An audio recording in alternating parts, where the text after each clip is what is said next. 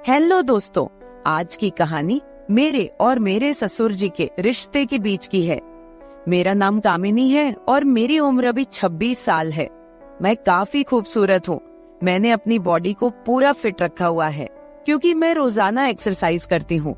मेरी शादी को 7 साल हो चुके हैं। मेरे मम्मी पापा ने गरीबी की वजह से मेरी शादी कम उम्र में ही एक अमीर लड़के से करवा दी, लेकिन वो लड़का अक्सर बीमार रहता था। उसके हार्ट में कोई प्रॉब्लम थी। मैं अपनी शादी से ज्यादा खुश नहीं थी, पर मेरे पति मुझसे बहुत ज्यादा प्यार करते थे। अब मेरी शादी को 2 साल हो चुके थे, लेकिन अभी तक कोई भी बच्चा नहीं हुआ था।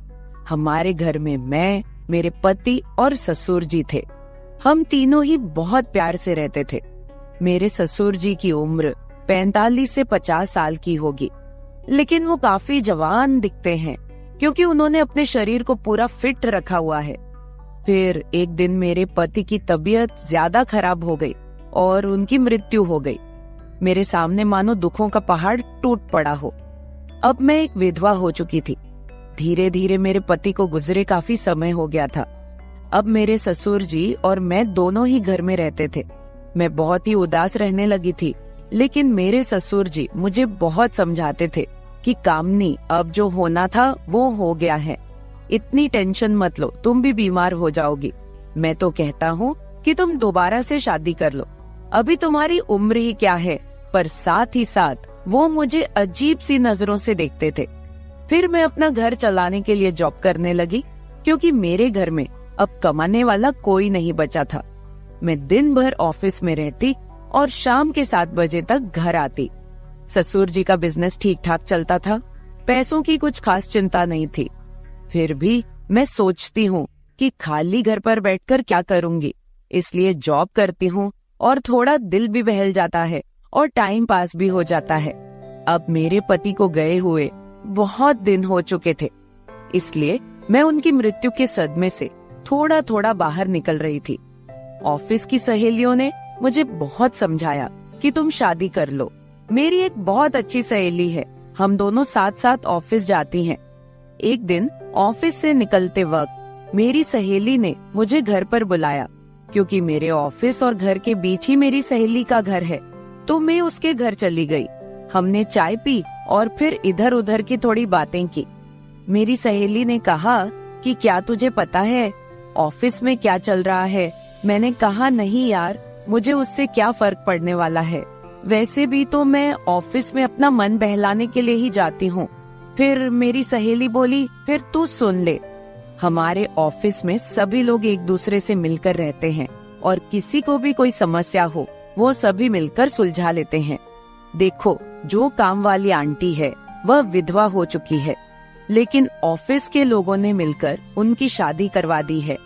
अब वह बहुत खुशी खुशी रहती है और उनका भी एक सहारा बन गया है। मैंने उसकी बातों पर ज्यादा ध्यान नहीं दिया और वहाँ से अपने घर चली आई। मैं थोड़ा थोड़ा अपनी सहेली की बातों को समझ रही थी कि वो मुझे शादी करने के बारे में बोल रही है। फिर मैंने घर आकर ससुर जी को खाना बनाकर दिया और खुद भी खाना खाया। मैं अपने कमरे में बैठी थी, मुझे नींद नहीं आ रही थी। सुबह के लगभग 10 बज रहे थे। आज रविवार था, मुझे ऑफिस नहीं जाना था। तभी मेरे दिमाग में मेरी सहेली के मुंह से सुनी हुई बातें चलने लगी। मैं सोच सोचकर परेशान सी होने लगी। फिर मेरे दिमाग में कुछ आया और मैं अपने ससुर जी के कमरे की ओर चली गई। जब मैं अपने ससुर जी के रूम में गई तो उनके हाथ में एक किताब थी। मुझे देखकर उन्होंने किताब को तकिए के नीचे रख दिया। मैंने देख लिए था कि ससुर जी कौन सी किताब देख रहे हैं। मैंने कहा, ससुर जी आप क्या पढ़ रहे हो? वह बोले, कुछ नहीं बहू, किताब देख रहा था बस। बताओ क्या बात है? मैं बोली, कुछ नहीं। ससुर जी मुझे आपसे कुछ जरूरी बात करनी है। उन्होंने कहा, हाँ बहू कहो क्या बात करनी है। मैंने कहा, ससुर जी बात थोड़ी अजीब है, मैं सोच रही थी कि आपसे कहूँ कि नहीं। उन्होंने कहा, अरे पहले तुम बोलो तो सही, क्या बात है? ऐसा कभी हुआ है कि तुमने कभी मेरे से कुछ मांगा हो और मैंने तुम्हें ला के ना दिया हो? तुम मेरा इतना ख्याल रखती हो, जो भी बात है खुलकर बोलो। फिर मैंने हिम्मत करके ससुर जी को बोला कि अब मेरे पति की मृत्यु को 2 साल होने को आए हैं उनकी मृत्यु के बाद से मैं बड़ी मुश्किल से सदमे से बाहर आई हूँ। अभी मैं घर से बाहर जाती हूँ तो मुझे बड़ी दिक्कत होती है। आपको तो पता ही है कि विधवा औरत की तरफ लोग कैसी नजरों से देखते हैं और उसके बारे में लोग कैसी सोच रखते हैं। आपने मुझे बहुत बार बोला है कि तुम शादी कर लो।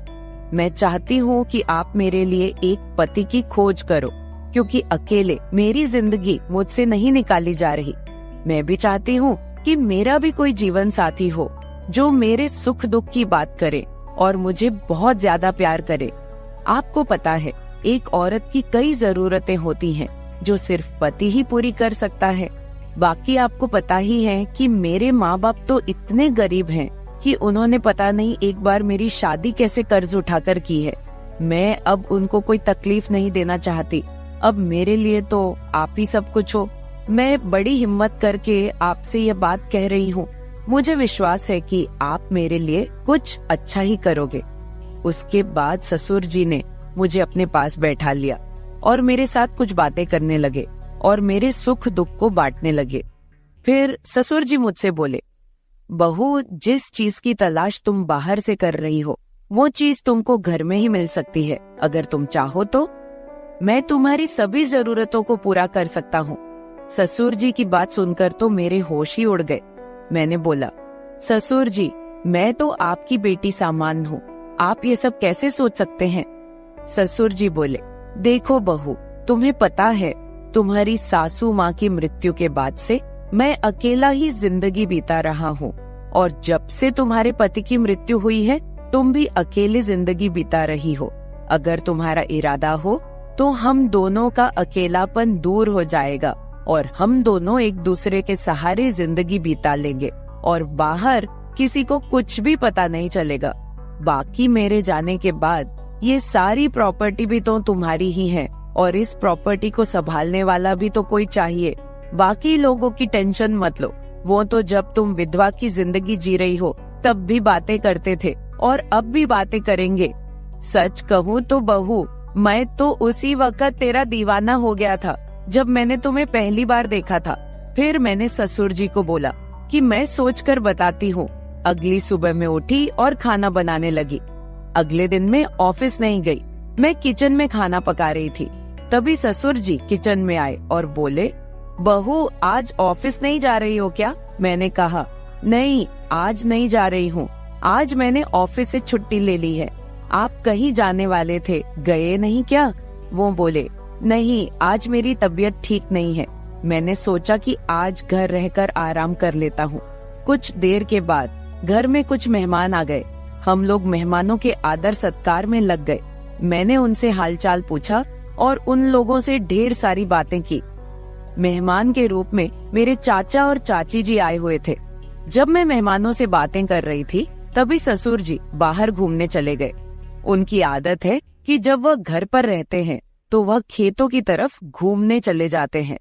फिर थोड़ी देर के बाद मेरे चाचा चाची भी खाना खाकर चले गए। दोपहर के 1 बजे का समय हो चुका था। मेरे दिमाग में ससुर जी की बातें घूम रही थी। मैं सोच रही थी कि इस अकेलेपन के साथ मैं सारी जिंदगी कैसे बिताऊंगी। मैं ससुर जी के साथ रहूंगी तो हो सकता है कि हमारा कोई बच्चा भी हो जाए। और ससुर जी की बात सही है, उनके जाने के बाद उनकी सारी प्रॉपर्टी भी तो मेरी ही है। मुझे ससुर जी की बातें काफी हद तक सही लग रही थी। फिर मैंने ससुर जी को कॉल किया और बोली, ससुर जी, खाना तैयार हो गया है, आकर खाना खा लीजिए। इस पर वह बोले, मैं अभी बाहर हूँ और मुझे थोड़ा टाइम लगेगा। मैंने कहा, ठीक है, मैं जरा बाहर जा रही हूँ तो देर शाम तक वापस आऊंगी, क्योंकि मैंने मार्केट शॉपिंग करने के लिए जाना था।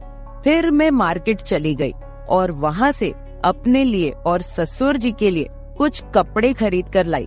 जब मैं घर पहुँची तो शाम के 7 बज चुके थे। ससुर जी अपने कमरे में सो रहे थे। मैंने ससुर जी को उठाया और वो नहाने चले गए।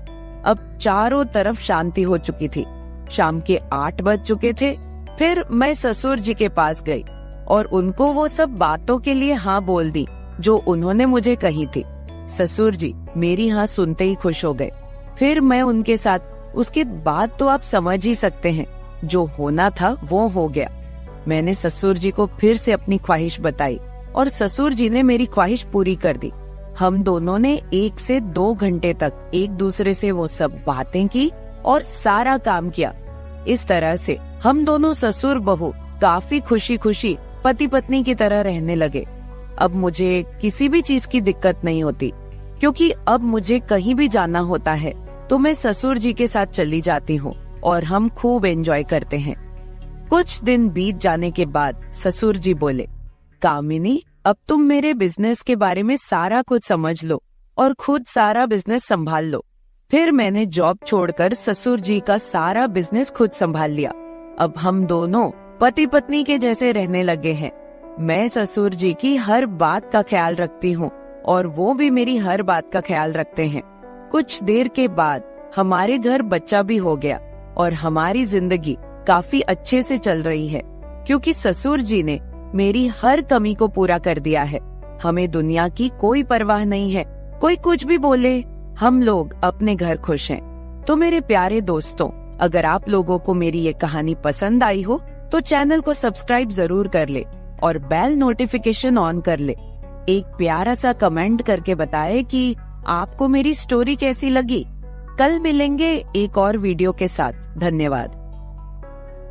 मेरी बेटी ने मुझे अपने घर पर अपने मदद के लिए बुलाया था। जैसे ही मैं उसके घर पहुंची, दामाद ने मेरी स्वागत सत्कार शुरू कर दिया। एक बार तो आधी रात को दामाद अचानक मेरे कमरे में आया। मेरे बगल में आकर उसने मेरी चादर के ऊपर से हाथ फेरते हुए कहा, सासू माँ, आपकी बेटी अब बहुत थकी हुई है, अब वह पुरानी लगने लगी है, अब आप ही मुझे खुश रख सकेंगी। दामाद ने मुझे सांस लेने का भी समय नहीं दिया। वह रात से लेकर सुबह के 3 बजे तक लगातार। नमस्ते दोस्तों, आज की इस कहानी में आपका स्वागत है। मेरा नाम राधिका है और आज मैं आपको अपना और अपनी बेटी की कहानी सुनाने जा रही हूँ, तो दिल को थाम कर सुनिएगा। मेरी बेटी को उसके ऑफिस के काम से घर के कामों के लिए समय नहीं मिल रहा था। एक दिन उसका मुझे फोन आया और उसने कहा, माँ, मुझे घर के कामों में आपकी बहुत जरूरत है, कुछ दिन मेरे पास आओगी क्या? बेटी की चिंता में मैं तुरंत उसके घर चली गई। मुझे देखते ही बेटी से ज्यादा दामाद खुश हो गए। वे मेरी इतनी सेवा सत्कार क्यों कर रहे थे, ये मुझे समझ नहीं आ रहा था। लेकिन दामाद अचानक से बदल गए थे। मुझे देखते ही मेरी बेटी ने मुझे गले लगाया। उसके पीछे दामाद ने भी मुझे गले लगाया। इससे पहले उन्होंने कभी मुझे इस तरह से गले नहीं लगाया था। अचानक उनमें इतना बदलाव कैसे आ गया, ये मेरी समझ में नहीं आया। जब दामाद ने मुझे गले लगाया तो मुझे बहुत शर्म महसूस हुई। मेरी बेटी सरिता ने अपने पति के इस व्यवहार पर ध्यान भी नहीं दिया। जैसे ही मैं बेटी के घर पहुंची, उसने मुझसे कहा कि वह मेरे हाथों से बनी उसकी पसंदीदा सब्जी खाना चाहती है। आते ही मैं फ्रेश होकर बेटी के किचन में चली गई। उस रात दामाद और बेटी दोनों बड़े चाव से खाना खा रहे थे। खाना खत्म होते ही सरिता बोली, माँ, आज आपके हाथ का खाना खाकर बहुत अच्छा लगा। उसके कहने पर दामाद ने भी हामी भरते हुए कहा, मुझे तो ऐसा लग रहा है जैसे बहुत दिनों बाद पेट भरकर खाया हो। दामाद ने मेरी तारीफ किया तो सरिता ने अपने पति को गुस्से से देखना शुरू कर दिया। वह बोली, सुमित, मेरी माँ के सामने मेरी बुराई मत करो। तुम ऐसा बोल रहे हो जैसे मैं रोज खाना बनाती ही नहीं हूँ। क्या तुम रोज बाहर मेस में खाते हो? उन दोनों के बीच तू मैं शुरू हो गई। तब मैंने दोनों को शांत करते हुए कहा, सरिता, छोटी छोटी बातों को बड़ा मत बनाओ। दामाद तो बस मजाक में तुम्हारे सामने मेरी तारीफ कर रहे होंगे। वैसे भी रोज तो मैं यहाँ नहीं रहती, तुम ही अपने पति का ख्याल रखती हो। शायद वे सिर्फ हंसी मजाक कर रहे हों। मैंने अपनी बेटी से यह कहा क्योंकि मैं दामाद को कुछ कह नहीं सकती थी। खाना खत्म होते ही सरिता हाथ धोकर अपने कमरे में चली गई। मैं डाइनिंग हॉल साफ करने लगी। मेरी मदद के लिए दामाद थे। वे बोले, सरिता को तो कोई परवाह ही नहीं है। माँ, इतने दिनों बाद आप घर आईं, फिर भी वह पहले ही दिन से आपके ऊपर सारा काम छोड़कर मोबाइल लेकर कमरे में चली गई। यही तो रोज का हाल है। दामाद की बात से सहमत होकर मैंने डाइनिंग टेबल से बर्तन उठाए। तभी दामाद भी मेरी मदद के लिए किचन में आ गए। किचन से जाते वक्त दामाद ने अचानक मेरे हाथ पकड़ लिए। फिर दामाद जी बोले, सासू माँ, सच में आपके हाथों में जादू है। आपके हाथ का खाना खाकर मन बहुत प्रसन्न हो गया। आगे भी मुझे आपके इस तरह के अलग अलग रूप देखने को मिलेंगे। मेरा न कोई साला है और न कोई साली। मेरे ससुराल में तो आप ही एक हैं।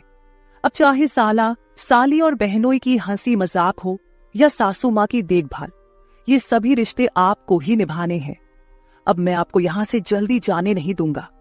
मुझे दामाद का प्यार समझ में आया, लेकिन इसके पीछे उनका क्या मकसद था, इस पर मैंने ज्यादा गहराई से सोचा नहीं था। इसी तरह कुछ दिन और बीत गए। मुझे बेटी के घर आए कुछ ही दिन हुए थे, तभी मैंने महसूस किया कि उन दोनों पति पत्नी के बीच कुछ ठीक नहीं था। लगातार 3 दिन से मुझे रात को उनकी बड़बड़ाहट और दामाद की आवाज उनके कमरे से सुनाई दे रही थी। वह बात प्रेम की तो बिल्कुल नहीं थी। उन दोनों के बीच कुछ गड़बड़ थी, ये मुझे साफ महसूस हो रहा था, क्योंकि जब से मैं वहां आई थी मैंने उन्हें कभी साथ में हंसते खेलते नहीं देखा था। एक दिन शाम को सरिता ऑफिस से जल्दी घर आ गई। उसे घर पर देख मैं 2 कप कॉफी लेकर उसके कमरे में चली गई। मुझे उससे थोड़ी बात करनी थी। कॉफी का बहाना लेकर मैं उसके कमरे में गई। मैंने उसके हाथ में कॉफी का कप दिया, लेकिन वह मुझसे बात करने के बजाय मोबाइल में व्यस्त थी। तब मैंने उसका मोबाइल खींचते हुए बोली, सरिता, क्या मुझे यहाँ बुलाने का मकसद यही है कि मैं तुझे मोबाइल खेलते हुए देखूं? मैं आई हूं और तू मुझसे 2 मिनट भी बैठकर बात नहीं कर रही। अरे 2 शब्द मां से तो बोल, और अगर तुझे बात नहीं करनी तो मुझे तुझसे बात करनी है। जैसे ही मैंने उसका मोबाइल छीन लिया, उसका ध्यान मेरी ओर हो गया। वह बोली, बोलो मां, तुम्हें मुझसे क्या इतना जरूरी बात करनी है? तब मैंने उससे कहा, सरिता, तू खुद को इतनी कूल दिखाती है, क्या सच में तू वैसी ही है? क्या सच में तुम्हारे घर का माहौल इतना कूल है? मेरी बातों पर सरिता के चेहरे पर एक सवालिया निशान उभर आया। वह बोली, मां, तुम क्या बोल रही हो? मुझे तो कुछ समझ में नहीं आ रहा। जो बोलना है सीधे बोलो। अब तुम टीचर नहीं हो और ना मैं तुम्हारी स्टूडेंट, जो तुम मुझसे इतने सख्ती से बात कर रही हो। सरिता के कंधे पर हाथ रखकर मैंने उससे कहा, अरे पिछले 3 दिनों से रात को मुझे तुम्हारे कमरे से तुम दोनों की बड़बड़ाहट सुनाई दे रही है। क्या तुम दोनों के बीच सब कुछ ठीक है? अभी तुम्हें बच्चा भी होना है। अभी से ही तुम्हारे बीच अनबन शुरू हो गई है। अभी तो तुम्हें साथ में पूरा जीवन बिताना है। ये सही तरीका नहीं है। मेरी बातों का जवाब देते हुए सरिता बोली, मां, मुझसे कहने के बजाय समीर से कहो, क्योंकि हमेशा वही झगड़ा शुरू करता है। उस दिन भी देखा ना, कैसे वह खाने की टेबल पर मुझे कुछ भी बोल रहा था। फिर वह बोली, मां, अब तुम ही बताओ, मैं ऑफिस में भी थक जाती हूँ। ऊपर से घंटों ट्रैफिक में फंसकर घर आना पड़ता है। अब 3 दिन से तुम घर आई हो तो मुझे थोड़ी राहत मिली है, नहीं तो रोटियां बेलते वक्त भी मेरी आंख लग जाती थी। अब इतनी थकान के बाद भी मैं समीर को कैसे समय दूं? समीर तो कुछ समझने को तैयार ही नहीं है, और वैसे भी तुम्हें यहां बुलाने का आइडिया उसी का था। वह कह रहा था कि सासू मां के आने से तुम्हें भी थोड़ा आराम मिलेगा। तुम यहां आई हो तो उसकी खाने की शिकायतें भी थोड़ी कम हो गई हैं, नहीं तो हर बात में ये ऐसा और वो वैसा ही चलता रहता था। तुम्हें बुलाने से पहले वह कह रहा था कि जब मेरी सासू मां आएंगी तो मैं उनसे सारी ख्वाहिशें पूरी करवाऊंगा। अब तुम्हारे दामाद को तुमसे क्या ख्वाहिशें पूरी करवानी है, ये तुम ही देख लो। उसकी शिकायतों से तो मुझे थोड़ी राहत मिल गई है। सरिता की बातें सुनकर मुझे लगा कि सच में उसे काम से समय नहीं मिल पाता होगा, इसलिए समीर को खाने पीने की परेशानी हो रही होगी, और शायद इसलिए उन्होंने मुझे कुछ दिनों के लिए बुला लिया होगा। लेकिन दामाद को मुझसे और भी ख्वाहिशें पूरी करवानी थीं, इसका मुझे कोई अंदाजा नहीं था। सरिता की बातें सुनकर मुझे लगा कि उनके बीच सामान्य झगड़े हैं जो वे खुद सुलझा लेंगे, इसीलिए आगे मैंने सरिता को और नहीं समझाया। जैसे ही मैं उसके कमरे से बाहर निकली, मुझे दामाद की गाड़ी का आवाज सुनाई दिया। उस दिन समीर भी जल्दी घर आ गए थे। उन्हें घर में देखकर मैंने कहा, आज आप जल्दी आ गए, चलो अच्छा हुआ। आज तुम दोनों बाहर जाकर डिनर कर लो, घर में संभाल लूंगी। उन्हें थोड़ा बाहर घूमने फिरने का मौका मिलेगा, इसलिए मैंने उन्हें डिनर के लिए बाहर जाने को कहा। लेकिन दामाद ने कहा, सासू माँ, होटल जाने की जरूरत नहीं है। आज मेरे बॉस का 50वां जन्मदिन है। बॉस ने जन्मदिन के मौके पर एक 5 स्टार होटल में पार्टी रखी है और हमें खास तौर पर उस पार्टी में बुलाया गया है। समीर की बात सुनकर मैंने कहा, अरे वाह, तो फिर तुम दोनों जल्दी से अच्छे से तैयार हो जाओ और साथ में पार्टी में जाओ। तब दामाद जी बोले, सासू माँ, हम दोनों अकेले नहीं जाएंगे।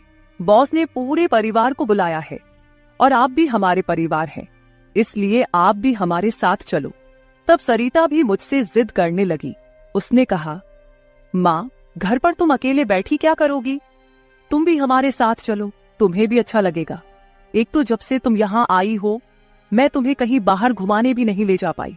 मैं छुट्टी लूंगी तो लूंगी, पर अभी तो तुम हमारे साथ बाहर चलो, कम से कम तुम्हारा भी मन थोड़ा हल्का हो जाएगा। उन दोनों का इतना जोर बढ़ गया कि मुझे भी उनके साथ जाने के लिए तैयार होना पड़ा। मैं हमेशा कहीं भी जाती थी तो अपने साथ 1-2 पार्टी वियर कपड़े रखती थी। इस बार भी मैंने पिंक रंग की नेट वाली साड़ी साथ रखी थी। मैंने वही साड़ी पहनकर अच्छे से तैयार होकर कमरे से बाहर आई। जैसे ही मैं बाहर आई, दामाद मुझे लगातार देखने लगे। वो मुझे ऊपर से नीचे तक नजर फेरने लगे। उन्होंने कहा, आज आपको सासू माँ कहने में मुझे शर्म आ रही है, क्योंकि आप किसी भी तरह से उम्रदराज नहीं लग रही हैं। आज तो आप किसी हीरोइन से कम नहीं लग रही हैं। दामाद की बातों पर मुस्कुराते हुए मैं बाहर गाड़ी के पास चली गई। कुछ देर बाद घर को लॉक करके बेटी और दामाद भी बाहर आ गए।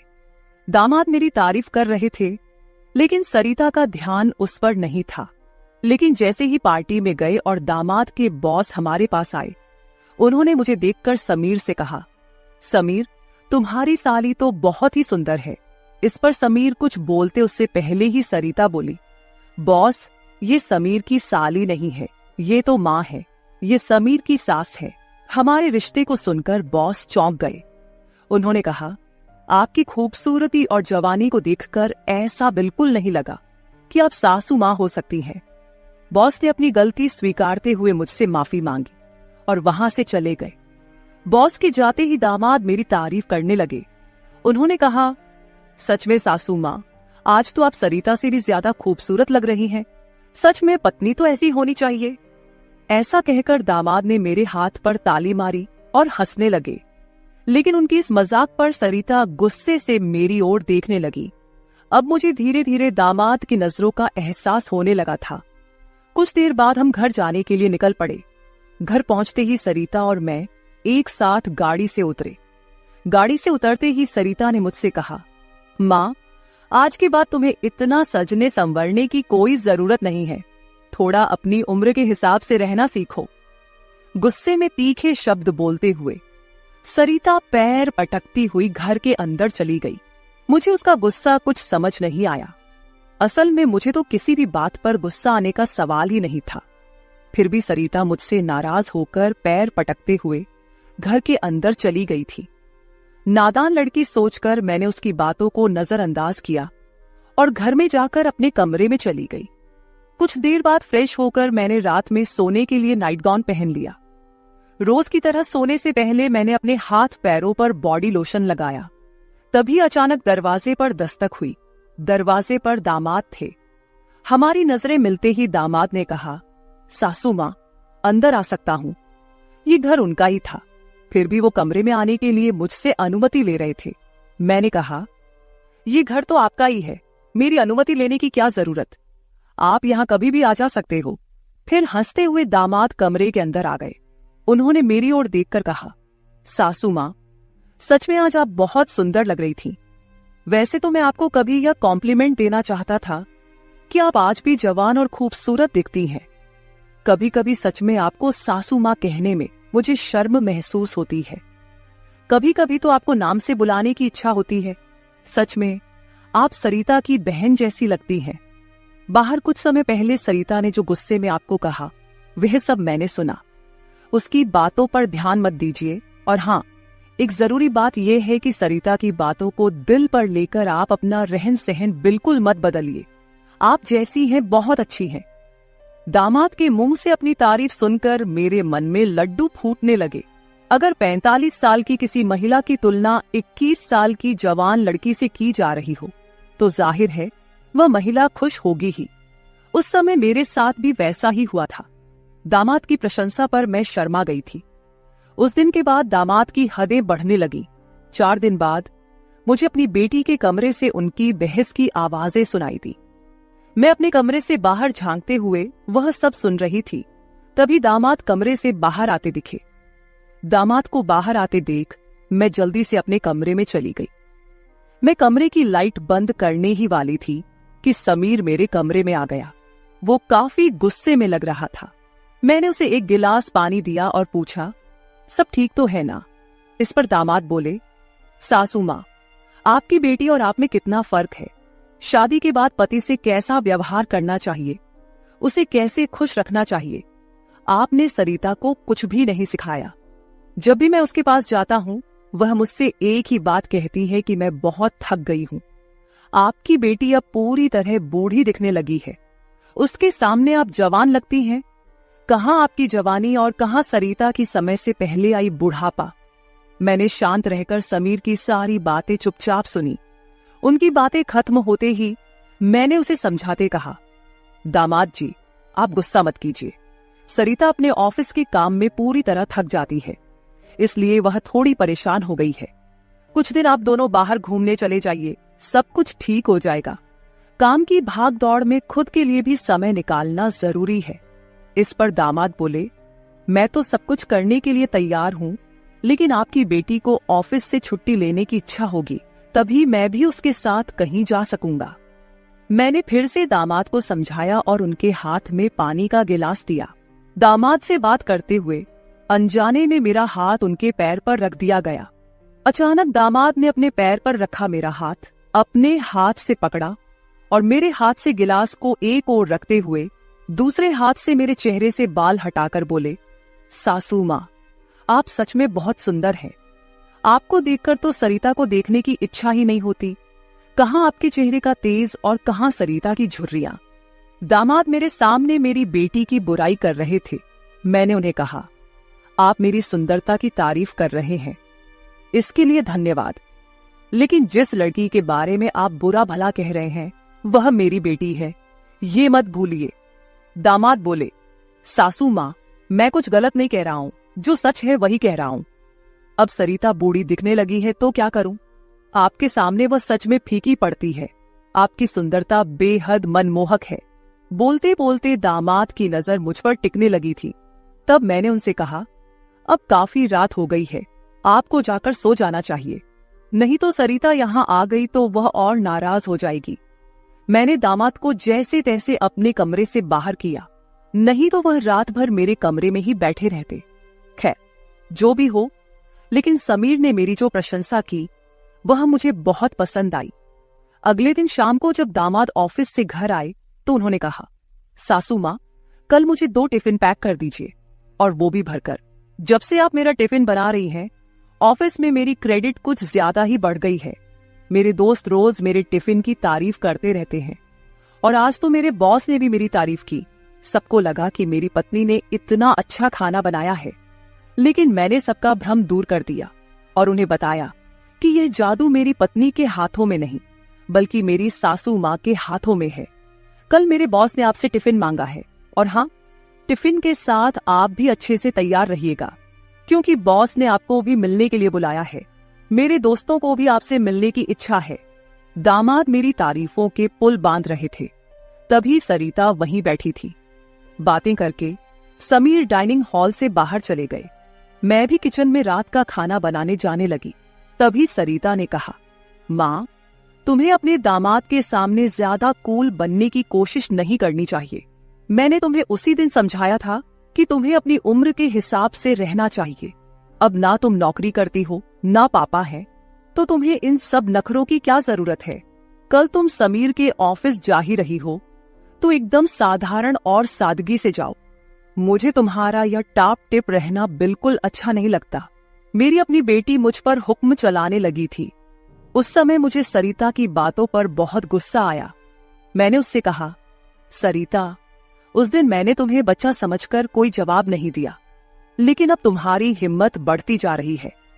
याद रखना, मैं तुम्हारी मां हूं, ये मत भूलना। मुझसे बात करते समय अपनी जुबान का ख्याल रखो। एक बात तो तुम्हें भी अच्छे से पता है कि मुझे हमेशा से टाप-टिप रहने की आदत है। मैं अपनी आदत किसी के कहने से नहीं बदलूंगी। इंसान जितना अच्छा रहता है उतना ही फ्रेश दिखता है, यही मेरा मानना है। तुम चाहे कुछ भी कहो, मैं अपनी रहन सहन नहीं बदलने वाली। अगर किसी को बदलना है तो तुम खुद को बदलो, अपना चिड़चिड़ा स्वभाव बदलो।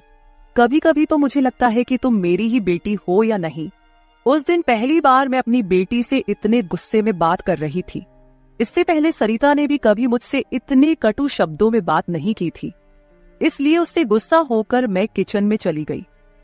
उस रात खाना खाते समय भी मैंने किसी से बात नहीं की। अगले दिन दोपहर के 1 बजे के बाद मुझे मेरे दामाद का फोन आया तो मैं तैयार होकर उनके ऑफिस जाने के लिए निकली। शाम को मैं और समीर साथ ही घर लौटे। मुझे और समीर को साथ देखकर सरिता और भी ज्यादा नाराज हो रही थी। अब मुझे उसकी नाराजगी से कोई फर्क नहीं पड़ता था। वो तो अपने पति को भी खुश नहीं रख पाई थी। मैंने भी अब उससे किसी तरह की कोई उम्मीद नहीं रखी थी। लेकिन इधर मेरे दामाद अब मुझसे बहुत अच्छे से पेश आने लगे थे। हर 2-3 दिन में वो मुझसे कहते कि उनके ऑफिस में उनके दोस्तों ने या कभी उनके बॉस ने मुझसे मिलने के लिए बुलाया है। उस दिन भी सुबह नाश्ता करते समय दामाद ने मुझसे कहा, सासू माँ, घर के सारे काम जल्दी निपटा लीजिए क्योंकि आज भी आपको ऑफिस जाना है। मैंने उनकी बात पर सहमति जताई। जैसे ही समीर ऑफिस के लिए निकले, सरिता ने मुझे घेर लिया। उसने कहा, माँ, मैं कुछ दिनों से देख रही हूँ रोज तुम अपने दामाद के ऑफिस जा रही हो, शाम को उनके साथ हंसती खेलती घर लौटती हो। अब भी तुम दोनों में सास दामाद का रिश्ता बरकरार है या फिर सीमाएं पार हो गई हैं? उस समय सरिता कुछ ज्यादा ही बोल गई थी। मैंने उस पर जोर से चिल्लाई, फिर भी उसे कोई फर्क नहीं पड़ा। उसने कहा, मुझ पर चिल्लाने की बजाय एक बार यह सोचो कि तुम्हारा और तुम्हारे दामाद का रिश्ता किस मोड़ पर जा रहा है। अगर मेरी बात समझ में नहीं आई तो तुम यहां से जा सकती हो। उसकी बातें सुनकर मेरी आंखों से आंसू बहने लगे। मेरे आंसुओं की परवाह किए बिना सरिता ऑफिस चली गई।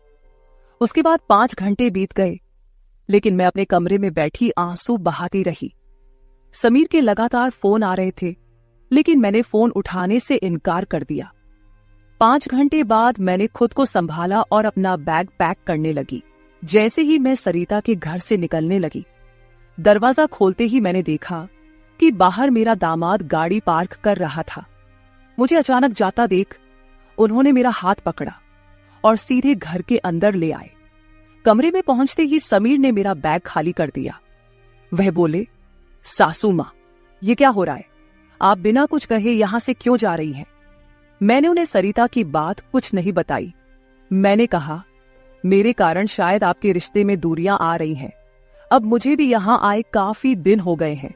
मैं अपनी बेटी का घर नहीं तोड़ना चाहती।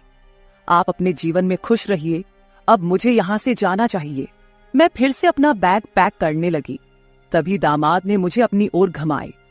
फिर मेरे कंधे पर हाथ रखकर उन्होंने कहा, सासू मां, जरूर सरिता ने आपको कुछ बुरा भला कहा होगा। मैंने आपको पहले ही समझाया था कि उसकी बातों पर ध्यान न दे। वह मूर्ख है, उसे खुद को संभालना नहीं आता। मुझे तो लगता कि आपकी बेटी आपसे जलने लगी है। जो लोग जलते हैं वे दुआ नहीं देते, इसलिए आपको भी बेफिक्र होकर ठाठ से रहना चाहिए। समीर मुझे हंसाने की कोशिश करने लगे। मेरी आंखों में आंसू देखकर उन्होंने मेरे आंसू पोंछे और कहा, किसी की बातों से इतना हताश मत होइए, मैं आपके साथ हूं। उनके बोलने में एक अलग ही प्यार था। उस दिन के बाद से रोज रात को जब सरिता सो जाती, समीर मेरे कमरे में आने लगे। अब उनका मेरे कमरे में आना मुझे खटकता भी नहीं था, क्योंकि हमारा रिश्ता एक अलग ही मोड़ पर जाने लगा था। अब समीर मेरे सिर्फ दामाद नहीं रहे। 4-5 दिन से समीर मेरे कमरे में आ रहे थे।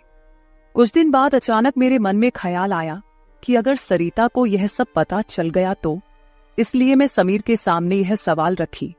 मैंने कहा, समीर, तुम रोज रात को सरिता की नजरों से छुपकर मेरे कमरे में आते हो, लेकिन क्या तुम पक्का करते हो कि वह गहरी नींद में होती है? अगर तुम्हारी लापरवाही के कारण सरिता अचानक मेरे कमरे में आ गई और उसने ये सब देख लिया तो क्या होगा? इस पर समीर ने कहा, सासू माँ, कभी न कभी हमें इस स्थिति का सामना करना ही होगा। जो काम मेरी पत्नी को करना चाहिए था वो आपने किया, इसमें आपकी क्या गलती है? उसे वक्त रहते सब कुछ समझना चाहिए था। अब वक्त उसके हाथ से निकल गया है। आप ज्यादा चिंता मत कीजिए, नहीं तो आपके चेहरे पर भी झुर्रियां आने लगेंगी। आप चिंता मत करें, बस सरिता के सामने इस रिश्ते को स्वीकार करने का साहस रखिए। हम दोनों बात कर ही रहे थे कि अचानक सरिता कमरे में आ गई। मैंने उसका नाम लिया ही था कि वह वहां मौजूद हो गई थी। हम दोनों सास और दामाद एक दूसरे को देखने लगे। सरिता तो हमें साथ देखकर हमारी ओर बस देखती ही रह गई थी। उसने कहा, मुझे तुम दोनों पर पहले ही शक हो गया था। समीर, तुम्हें क्या लगा कि तुम रोज रात को मुझे चकमा देकर जाते हो और मुझे इसका बिल्कुल पता नहीं चलता? मैं तो बस मौके का इंतजार कर रही थी, क्योंकि मुझे तुम दोनों को रंगे हाथ पकड़ना था। अब तो मैंने तुम्हारी सारी बातें रिकॉर्ड कर ली हैं और तुम्हें इस हालत में भी देख लिया है। सरिता बोल ही रही थी कि तभी समीर का फोन बजा। उसने मेरा हाथ छोड़ दिया और कमरे से बाहर चला गया। थोड़ी देर पहले जब वह मुझे समझा रहा था तो उसने मेरा हाथ पकड़ रखा था। कुछ ही मिनटों बाद वह एक शख्स को लेकर कमरे में वापस आया। वह तीसरा शख्स और कोई नहीं बल्कि समीर का बॉस था। उसे आधी रात को घर में देखकर सरिता चौंक गई। उसने बॉस की ओर देखकर कहा, आप इस समय यहां कैसे? बॉस आश्चर्यचकित होकर सरिता को देख रहे थे। तब सरिता बोली, आप यहां क्यों आए हैं ये तो मुझे नहीं पता, पर मुझे अब एक गवाह मिल गया है। वह बॉस के सामने मेरे और मेरे दामाद के रिश्ते के बारे में बकवास करने लगी। तभी समीर के बॉस यानी रघुवीर जी सरिता की ओर देखकर बोले, सरिता, तुम यह क्या बकवास कर रही हो? तुम्हें पता है तुम अपनी माँ और अपने पति के बारे में क्या कह रही हो? अब तो सरिता और भी ज्यादा बकवास करने लगी। तभी समीर उस पर चिल्लाया। उसने कहा, मैं अभी तक सब सुन रहा था। मुझे पता था कि तुम समझदार नहीं हो, इसलिए मैंने तुम्हें कुछ नहीं बताया, लेकिन अब तुम बॉस के सामने कुछ भी बकवास करने लगी हो। शायद अब तुम्हें सच बताने का समय आ गया है। मैं समीर को शांत रहने के लिए कह रही थी, लेकिन उसने मेरी एक न सुनी। वह बोला, माँ, अब और कितने दिन आप यह सब बातें छुपा कर रखेंगी? इस तरह मन मारकर जीवन को सुखमय नहीं बनाया जा सकता। जीना है तो खुले दिल से जियो। आपको किसी से डरने की जरूरत नहीं है, क्योंकि आपने कोई अपराध नहीं किया। समीर ने सरिता से कहा, सरिता, पिछले कुछ दिनों से मैं इस कमरे में आ रहा हूं, ये सच है, लेकिन मैं इस कमरे में क्यों आ रहा था इसका कारण वो नहीं है जो तुम सोच रही हो। इसका असली कारण कुछ और ही है। मैं यहां इसलिए आता था ताकि अपने बॉस को तुम्हारी माँ के कमरे में सुरक्षित छोड़ सकूं। मैं तुम्हारी माँ के साथ नहीं बल्कि मेरे बॉस होते थे। जिस दिन हम बॉस के जन्मदिन की पार्टी में गए थे, उस रात जब हम पार्टी से घर लौटे थे तो मैंने तुम्हारी माँ को उनके कमरे में रोते हुए देखा था। उसी रात बॉस ने मुझसे तुम्हारी माँ का फोन नंबर भी लिया था। उस रात बॉस बार बार तुम्हारी माँ को फोन कर रहे थे। उस रात जब मैं अचानक तुम्हारी माँ के कमरे में गया तो मैंने उनके फोन में बॉस के कई मिस्ड कॉल देखे। अगले दिन मैंने बॉस से इस बारे में पूछा, तभी मुझे सच्चाई पता चली। एक समय था जब तुम्हारी माँ और बॉस एक ही कॉलेज में पढ़ते थे। इतना ही नहीं, उन दोनों के बीच प्यार भी था, लेकिन घर वालों के दबाव के कारण वे अपना जीवन एक साथ नहीं बिता सके। पर किस्मत ने 30 साल बाद उन्हें एक बार फिर से आमने सामने खड़ा कर दिया। तुम्हारी माँ कुछ बोलने के लिए तैयार नहीं थी, लेकिन बॉस की वजह से मुझे उन दोनों के रिश्ते के बारे में पता चला।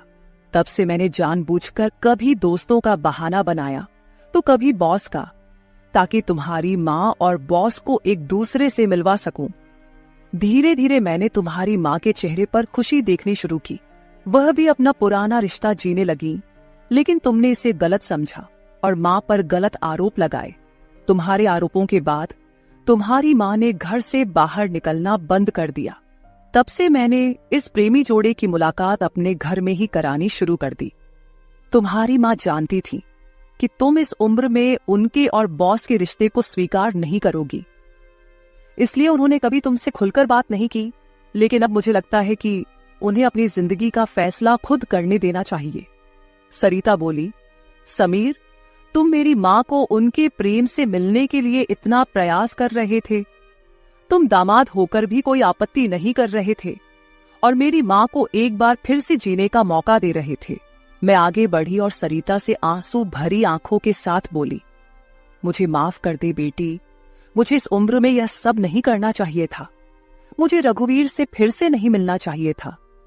लेकिन तू चिंता मत कर, सुबह होते ही मैं यहां से चली जाऊंगी। मैं रघुवीर से कभी नहीं मिलूंगी। इस उम्र में मुझे यह बातें तुम्हारे मुंह से सुनने से पहले ही मैं यहां से चली जाती हूं। मेरी आंखों में आंसू देखकर सरिता बोली, मां, मुझे माफ कर दो, मैंने तुम्हें समझा ही नहीं, ना मैंने कभी तुम्हारे अकेलेपन को महसूस किया।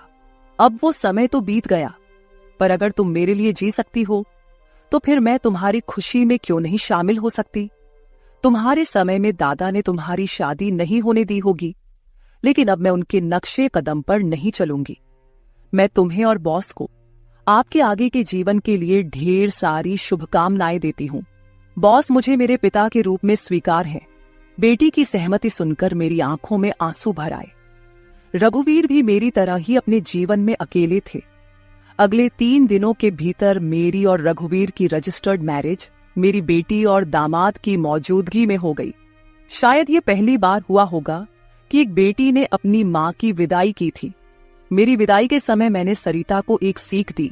मैंने उससे कहा, सरिता, पैसा सब कुछ नहीं होता, इसीलिए हमेशा पैसे के पीछे भागना छोड़कर कभी अपने परिवार पर भी ध्यान देना चाहिए।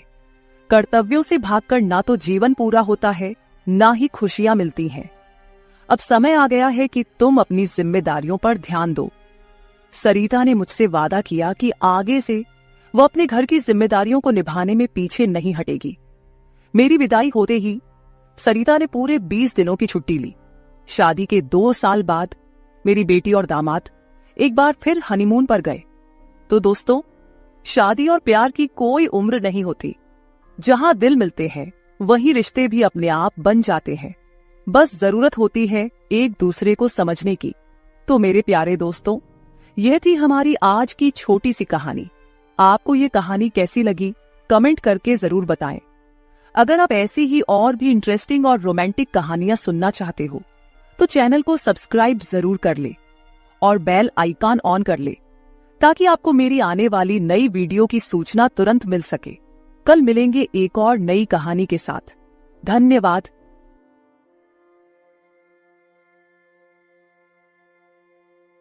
रात के करीब 12 बजे का वक्त था। गर्मियों की रातें थीं और मैं अपने कमरे में सो रही थी। अचानक मेरे कमरे के दरवाजे पर दस्तक हुई। पहले तो मैं थोड़ा डर गई, लेकिन फिर सोचा शायद मेरा भाई ही होगा, क्योंकि घर में मेरे और भाई के अलावा कोई और नहीं था। मैंने उठकर दरवाजे की ओर कदम बढ़ाए। दरवाजा खोलते ही मैंने बाहर झांका, लेकिन वहां कोई नहीं था।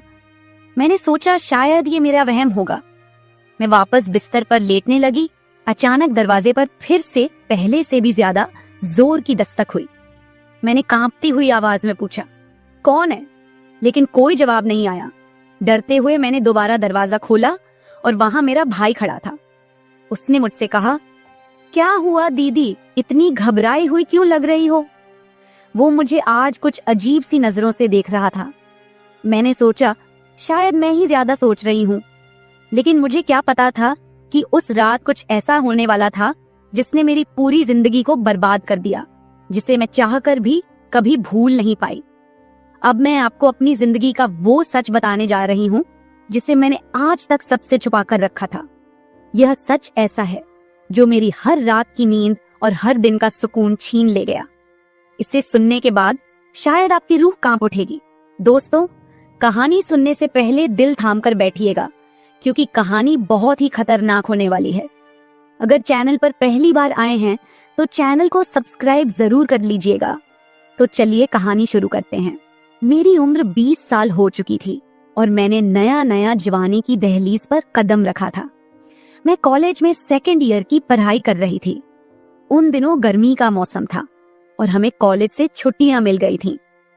रोज की तरह आज भी पूरे घर की सफाई करने के बाद मैं अपने बिस्तर पर आराम कर रही थी। थकान से चूर होकर ऐसा लग रहा था जैसे पूरा बदन अकड़ गया हो। मैं अपने बिस्तर पर लेटकर सुकून पाने की कोशिश कर रही थी और हाथों से अपने सिर की मसाज कर रही थी। अचानक मेरा भाई राहुल मेरे कमरे में आया और दरवाजा बंद करके कहने लगा, क्या हुआ दीदी, तबीयत तो ठीक है? मैंने कहा, क्या भाई, मम्मी सारा काम मेरे सर पर डालकर चली जाती हैं। कॉलेज की छुट्टियां क्या हुई, सारे घर की जिम्मेदारी मुझ पर आ गई है। ऊपर से काम वाली बाई भी छुट्टी पर है। मुझसे नहीं होते ये घर के काम। मेरी बात सुनकर वह मेरे पास आकर बैठ गया और कहने लगा, मेरी प्यारी बहन, कोई बात नहीं, मैं अभी तुम्हारे लिए दूध लेकर आता हूँ, उसे पियोगी तो सुकून मिल जाएगा।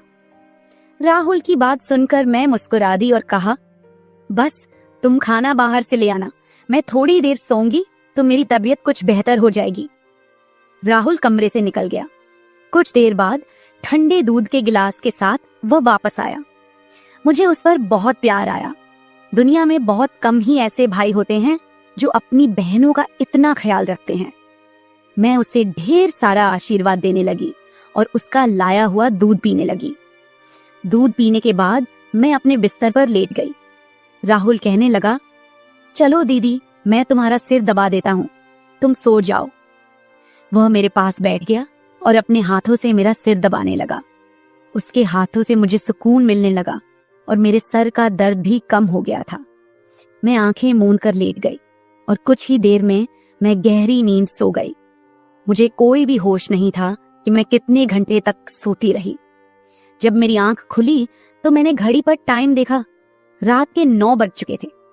शायद थकावट की वजह से मुझे वक्त का एहसास ही न हुआ। मम्मी और पापा भी ऑफिस से वापस आ चुके थे। मुझे कुछ भी समझ नहीं आ रहा था और मेरा पूरा शरीर दर्द कर रहा था। मैं बिस्तर से उठकर बाथरूम जाने लगी। तभी मुझे चक्कर आ गए। मुझे ऐसा लग रहा था जैसे सब कुछ घूम रहा हो और अगर दीवार का सहारा नहीं लिया होता तो शायद गिर जाती। खुद को संभालते हुए मैं फ्रेश होकर बाहर आई। देखा कि सभी खाने के टेबल पर बैठे हुए थे और मेरे आने का इंतजार कर रहे थे। मैं जाकर आराम के साथ कुर्सी पर बैठ गई। मेरी हालत काफी खराब हो चुकी थी और थकावट से मेरा पूरा बदन दर्द कर रहा था।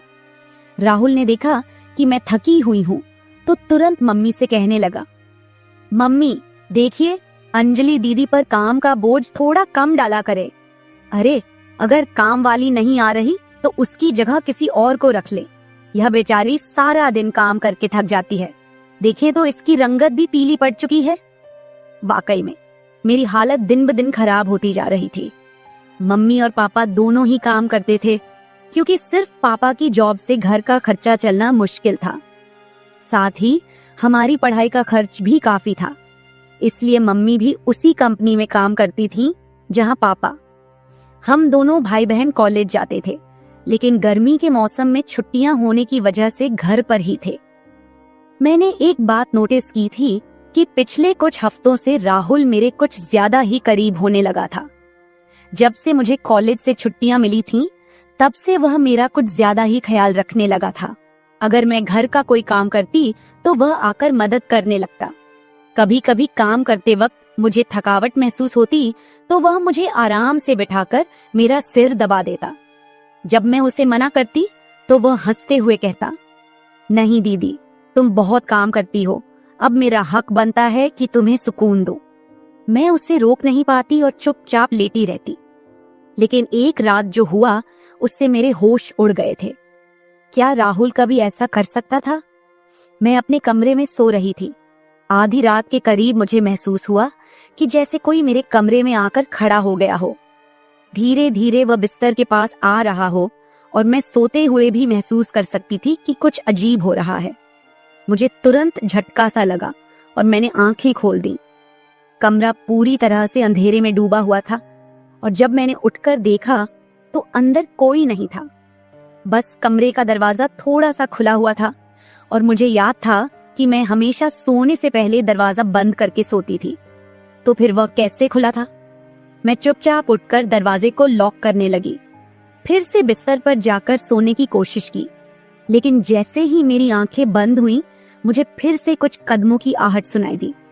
जैसे कोई बिस्तर के पास आकर बैठा हो, और फिर मुझे लगा जैसे कोई मेरे पास आकर अपना हाथ बढ़ा रहा हो। मैंने पलट कर देखा, लेकिन कोई नहीं था।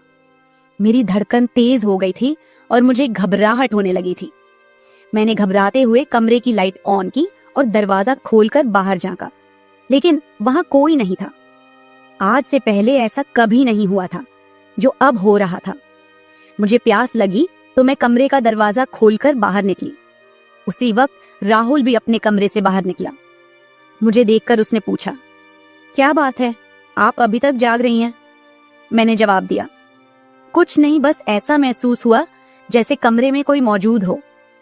पानी पीकर मैं दोबारा कमरे में आई और पीछे पीछे वह भी आ गया।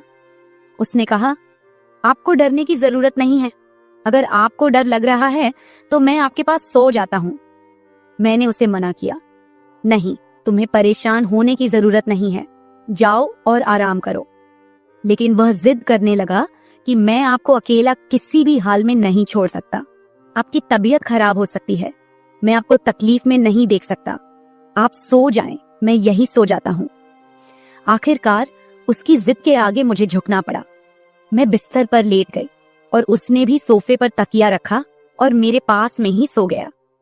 लेकिन उस रात मुझे ऐसा महसूस हुआ जैसे कोई मेरी ओर काफी देर तक ध्यान से देखता रहा हो।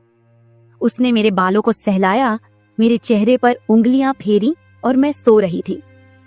अगली सुबह जब मैं उठी तो मेरा मूड बड़ा अजीब था, लेकिन जब मैंने अपने आप पर गौर किया तो मैं हैरान रह गई। शुक्र था कि मैंने अपने आप को दुपट्टे से ढक रखा था। मेरी कमीज बेतरतीब हो चुकी थी। मुझे हैरत हुई क्योंकि आज से पहले मैं कभी इस तरह आराम से नहीं सोई थी। आज मैं बहुत खुश महसूस कर रही थी, न जाने क्या वजह थी। मैंने अपने भाई की तरफ देखा तो वह भी बहुत खुश था। मैंने उसको पूछा, तुम आज इतने खुश क्यों हो? तो कहने लगा, जिसको आप जैसी बहन मिल जाए वो क्यों ना खुश हो। घर के सारे काम निपटाकर जब मैं बैठी तो राहुल तेल लेकर मेरे पास आ गया। कहने लगा, अंजलि दीदी, आप अपने बाल खोल दे, मैं आपके सर में मालिश कर देता हूँ। मुझे उसकी हरकतें कुछ अजीब लग रही थीं। मैंने कहा, ये तुम्हारा काम नहीं है, जाओ अपनी पढ़ाई करो, मुझे मालिश की जरूरत नहीं है। मगर उसने मेरी बात नहीं मानी और खुद ही मेरे बालों से कैचर उतार कर कहने लगा, आप नखरे मत किया करो, किस्मत वालों को ही ऐसे भाई मिलते हैं। जब आपका भाई आपके खूबसूरत रेशमी बालों में मसाज करना चाहता है तो आपको क्या समस्या हो सकती है? आ जाइए, मैं आपके सर की मसाज कर देता हूँ, आपको बहुत सुकून मिलेगा। वह मुझे उठाकर कमरे में ले गया। मैं बेड पर तकिया रखकर लेट गई। मेरे बाल बेड से नीचे लटक रहे थे। वह मेरे सरहाने बैठकर मेरे बालों की मसाज करने लगा। राहुल मुझसे 3 साल छोटा था, मगर मुझे नाम से बुलाता था। कहता, आप इतनी प्यारी हैं कि आपको देखकर दिल करता है कि आप हमेशा इसी तरह मुस्कुराती रहें और मैं आपका लाभ उठाता रहूं। वह मेरे सिर की मालिश कर रहा था और उसके हाथों में जैसे जादू था। मुझे इतना मजा आया कि मैं नींद की वादियों में खोने लगी। तेल की खुशबू भी बहुत जबरदस्त थी। तेल की हल्की हल्की महक कमरे में फैल चुकी थी। मैंने उत्सुकतावश उससे पूछा, ये तेल कौन सा है? उसने मुस्कुराते हुए जवाब दिया, ये एक खास तेल है जो आपकी सुंदर जुल्फों को और भी चमकदार बनाएगा। आपके बालों की खास देखभाल के लिए ही लाया हूँ। उसकी बातें मुझे बहुत अजीब सी लग रही थी। मैं समझ नहीं पाती थी कि वह किस तरीके से बात कर रहा है। मालिश के दौरान कब मुझे नींद आ गई पता ही नहीं चला। कुछ समय बाद जब मेरी आंख खुली तो मेरे पूरे बदन में भारीपन महसूस हो रहा था। ऐसा लगा रहा था जैसे किसी ने मुझ पर बहुत ज्यादा वजन रख दिया हो। मेरी टांगों और हाथों में अजीब सा दर्द था, मानो घंटों तक मैं किसी भारी बोझ के नीचे रही हूं। पूरे बदन में दर्द सरायत कर रहा था। मैं धीरे धीरे उठकर बैठी और चारों तरफ नजर दौड़ाई। मेरे कपड़े हल्के हल्के गीले हो गए थे और पंखा भी बंद था। कमरे में गर्मी का एहसास हो रहा था। मैंने चक्कर खाती हालत में बेड से नीचे कदम रखा, मगर पैरों में जैसे जान नहीं थी। मैंने अपने भाई को देखा जो शांत और सामान्य नजर आ रहा था। लेकिन ये सब क्या हो रहा था? मुझे समझ नहीं आ रहा था कि आखिरकार ऐसा क्यों हो रहा है। बड़ी मुश्किल से खुद को घसीटते हुए मैं बाथरूम पहुंची और फ्रेश होकर आई। आईने में अपनी हालत